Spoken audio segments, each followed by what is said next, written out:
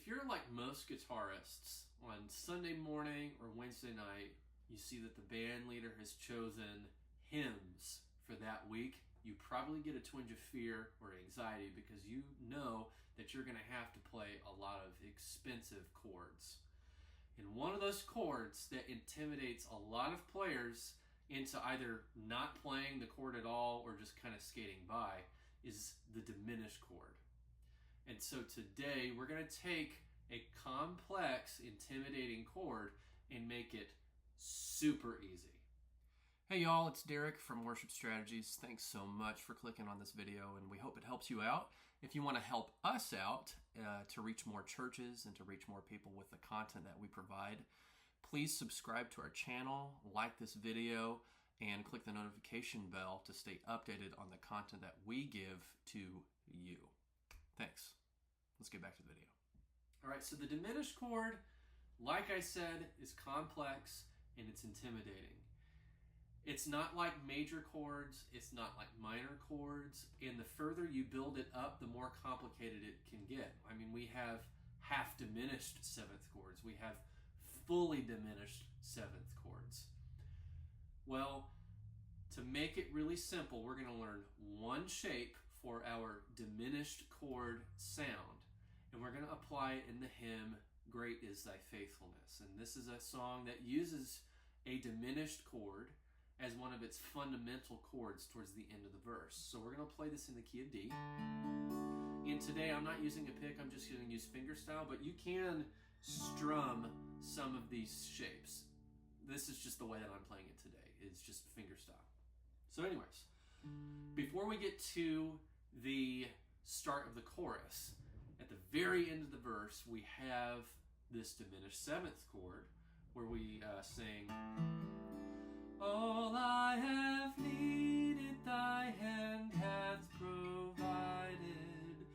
Great is thy faithfulness, Lord, unto me.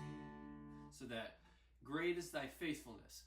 Great is thy faithfulness uses a G sharp, fully diminished seventh chord.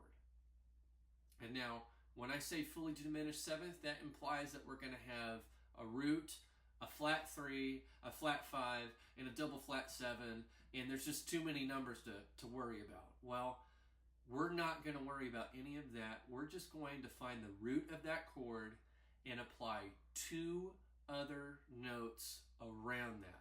So we're just going to play 3 notes. So when I go from this G that comes before, thy hand hath provided,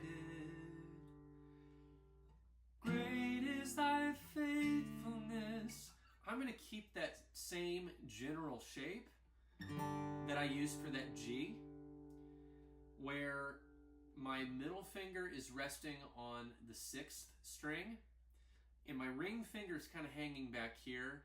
I know that you can play a G chord with the open B, but a lot of us know this stacked sort of shape where we stack the ring finger and our pinky down here on the lower 2 strings. But we're going to just worry about our middle finger and our ring finger, and then we're going to throw in our index finger. So what I'm going to do is I'm going to move up from the G to the G sharp. And where my ring finger was on the 2nd string, I'm going to move it up to the 3rd string. So now I have this framework of middle finger on the 6th string, 4th fret, and ring finger on the 3rd string, 4th fret.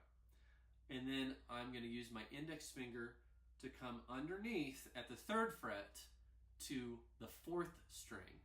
And I'm just going to play those 3 notes. So here's what it sounds like going from this open G, going to this 3-note G sharp, fully diminished 7.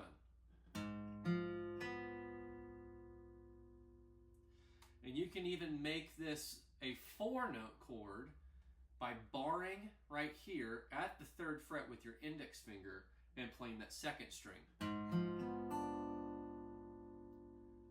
But if you find that the bar is way too hard, just roll your fingers up and play those 3 notes. The G sharp at the 4th fret of the 6th string, an F natural at the 3rd fret of the 4th string, and then a B at the 4th fret of the 3rd string. Okay, so here it is again, going from G. You know the shape. And then we'll go to those 3 notes at the 4th and 3rd frets.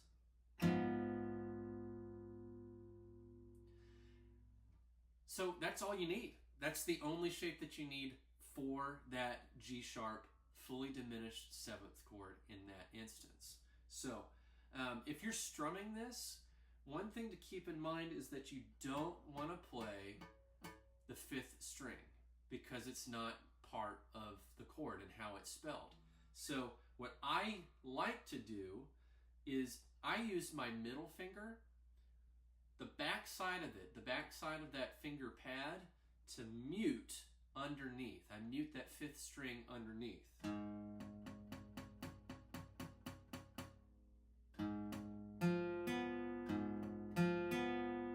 Right, this is a trick that a lot of jazzers use. If you see someone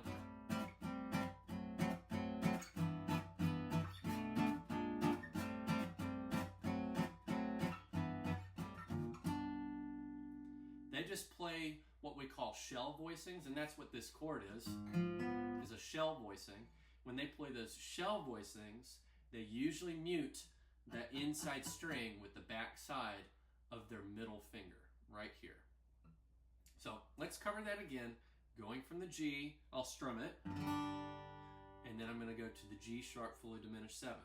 And there you can hear just the 3 notes of that chord with my middle finger muting that 5th string. And so then to resolve that, I go to the D chord, and the best way to resolve it is to resolve it to an A as the bottom note, because we're naturally hearing this chromatic line going from G to G sharp to A. So here's what it sounds like in context.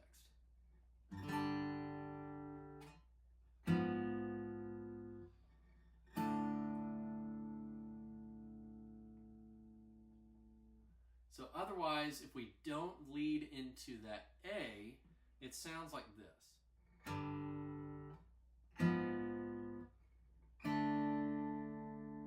So the bass line that we hear is this.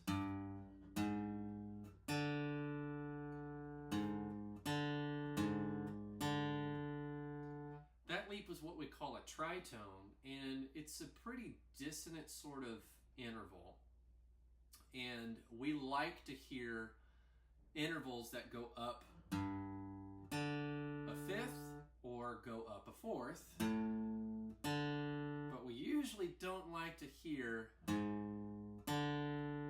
tritones all that much. So what we do to solve that is we just keep going up chromatically.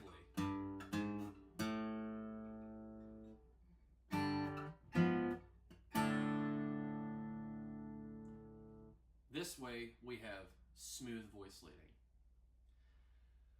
Now, the cool thing about fully diminished 7th chords is that you can take the same shape and move it up and down the neck in a certain way, and you'll get another inversion of that chord.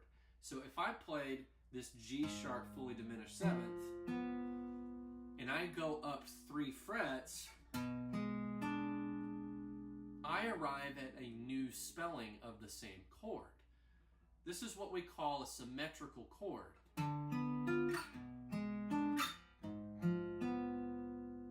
If I put the bar with it, I have this.